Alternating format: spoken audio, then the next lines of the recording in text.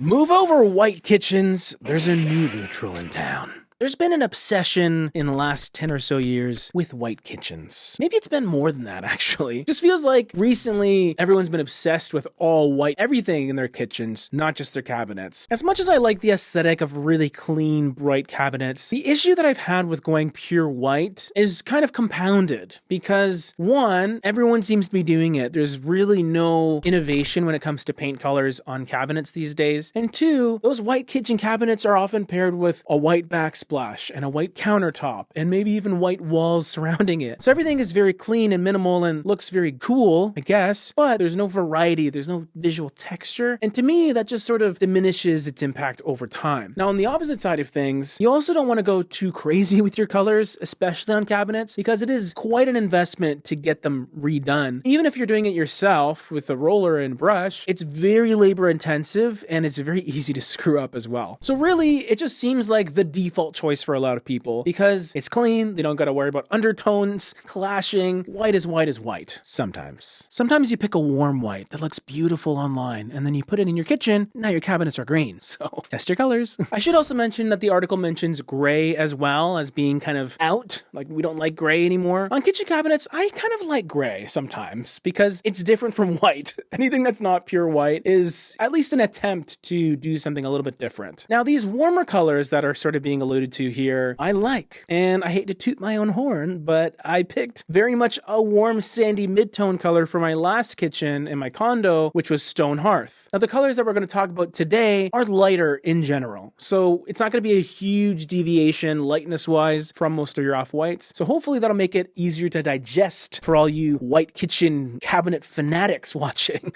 I love you guys though.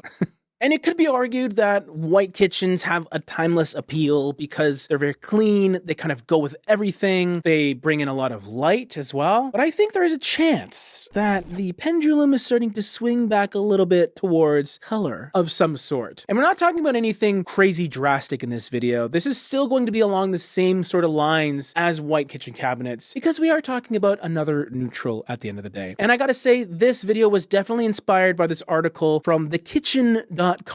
Seems like they'd be an authority on kitchens, am I right? So I will definitely leave it in the description down below for you to check out afterwards. All credit to them. But essentially what they're saying is we're over white and gray. At least they are. For kitchen cabinets. And the alternative is a color that is being described as sand. So a sandy type of color on your kitchen cabinets instead of white or gray. This isn't very surprising to me because a lot of people are venturing towards warmer colors, generally speaking. So sand, or kind of a beigey, toned down grayish color, more accurately, seems to be the natural step away from white or gray or light gray. And apparently you can find this sort of color that they're talking about at Home Depot on their cabinets that are available as part of their Martha Stewart collection called Sharky Gray. Well, for everyone else thinking of getting their cabinets painted in this new sandy color, I have 5 options for you from 5 different paint companies that hopefully you use. They aren't exact matches to this Sharky Gray color, but they're pretty similar. So as always, if it needs to be said, I'll say it. Test your colors up before you commit. Don't kill the messenger, okay? I'm just trying to help. So for PPG, the color would be Whiskers. So if you're a fan of Pittsburgh paints, or I think Deluxe as well, depending on your region, Whiskers, aka PPG 1025-3 is a color I'd recommend. If you're a fan of the Faro and Ball ecosystem, you got to check out Cornforth White, which feels a little bit more rich to me, but not by much. I mean, it's Faro and Ball. Of course, it's rich. Too rich for my blood. Benjamin Moore, I would go with Wish, or if you wanted something a bit warmer leaning, maybe Cedar Key is a great option as well. Behr Paints Toasty Gray. So if you're at Home Depot and you didn't want to buy Home Depot cabinets, you just wanted the paint, Toasty Gray from the Behr Paint line would be great. And then of course, Sherwin-Williams, we got to go with Agreeable Gray, which is not only a good cabinet color, but it's a fantastic wall paint color that we talked about in a review right over here if you want to learn more about it.